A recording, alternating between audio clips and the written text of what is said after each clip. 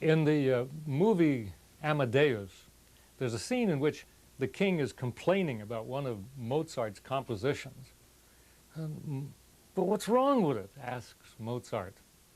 The king thinks a moment, and then he says, too many notes.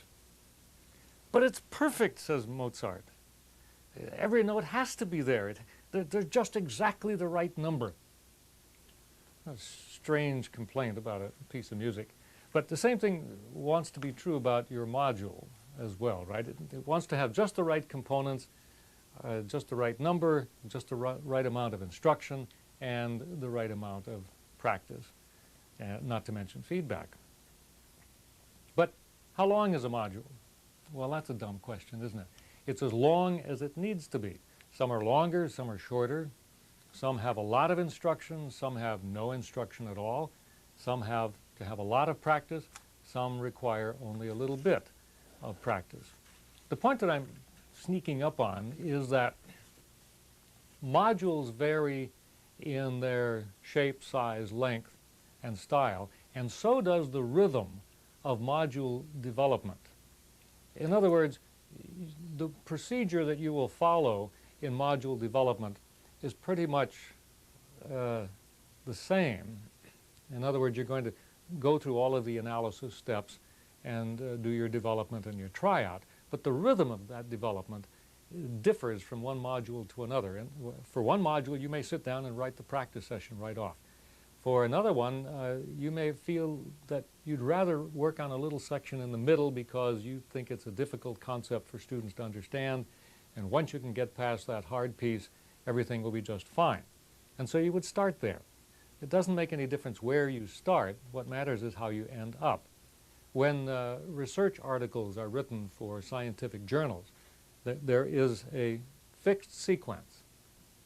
It begins with a statement of the problem, then it begins with past research that relates to the problem, then it goes on to describe the procedure and the equipment that was used, and then it describes the results, and then it discusses the results. That's what you would read if you read it, but it wasn't written that way. The last thing that's written is the very beginning of the article most of the time. So the sequence in which you put it together will change, and the rhythm, and by rhythm I'm talking to the topic of what you do first, second, and third, that will change. So don't be dismayed if for the next module you try, you begin with it someplace else, or that you spend more time on one piece of it than you did for your first module. New topic. At this point in their development career, a lot of people ask this question. They say, don't I have to know a lot of learning theory? Don't I have to know a lot about the psychology of learning to be a good developer? The answer is no, you don't. I know a number of people who are very well versed in learning theory who couldn't teach their way out of a paper bag. And I've studied with some psychology professors who, as far as I could tell, never applied one principle of learning to their own instruction. The fact is that you already know the secret of developing modules that work. You've already done it. You've got a module there that's tried out and that works, and you're about to do it again. Sure, if you do study learning theory and learn some more principles, your modules may get more elegant, but you already know enough to call yourself a developer. But what sorts of things might you learn if you did study the psychology of learning? Well, you'd study some of the research that led to principles, to learning principles, and you'd learn about the principles that underlie the structure of this workshop and what you've been learning during the workshop. For example, you'd learn about chunking. You'd learn about advanced organizers. You'd learn that you can increase learning by putting the information to be taught into manageable chunks and by calling attention to the key points to be learned. Well, one of the ways you've already learned to do that is through the use of the course map and the skill hierarchy. You'd learn about the importance of maximizing the meaning of the things to be learned. You'd learn that to increase the meaningfulness of what's being taught, meaningfulness to the student, you would maximize the number of connections between what they already know and what they need to know. And that means you would begin with the big picture and work progressively down to finer and finer details, rather than the other way around. You wouldn't start from microscopic details and work your way up, because the students don't have any connections. They don't have anything to tie those little microscopic details to at that point. But if you start with the big picture and then work down into the details, what you teach then has more meaning.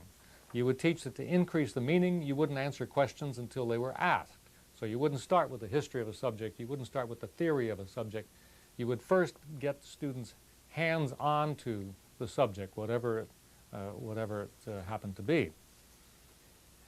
You'd use to learn to maximize meaning by using analogies, by using examples, by providing practice items, and by using language that is familiar to the students.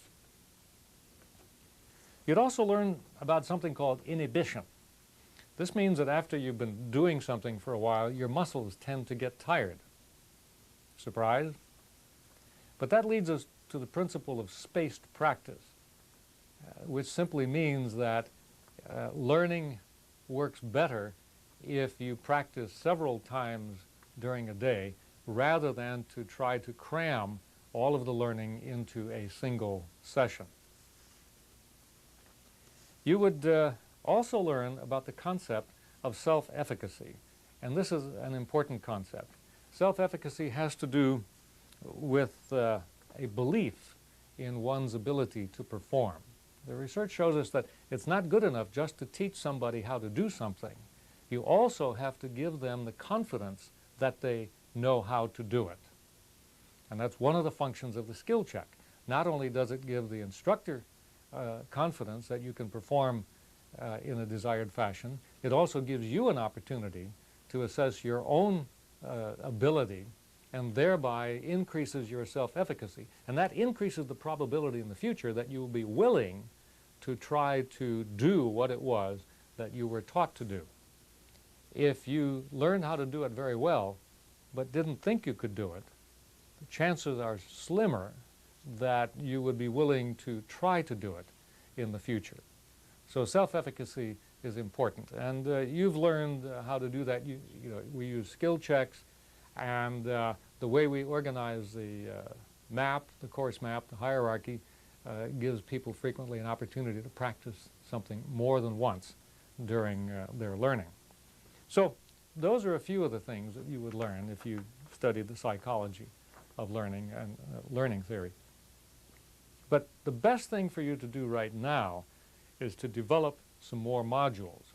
That will help to increase your self-efficacy, your own belief in your ability, your own confidence in your ability to build modules that work. And then, when you did study some learning theory, you would find that it made more meaning to you, because you would have some real live experience in development to which you could tie that theory and try to make some practical use of it. So that would be a lot more value to you than studying learning theory at this point in your development. So look, you've got an opportunity now to develop some more modules, so why don't you go and do that?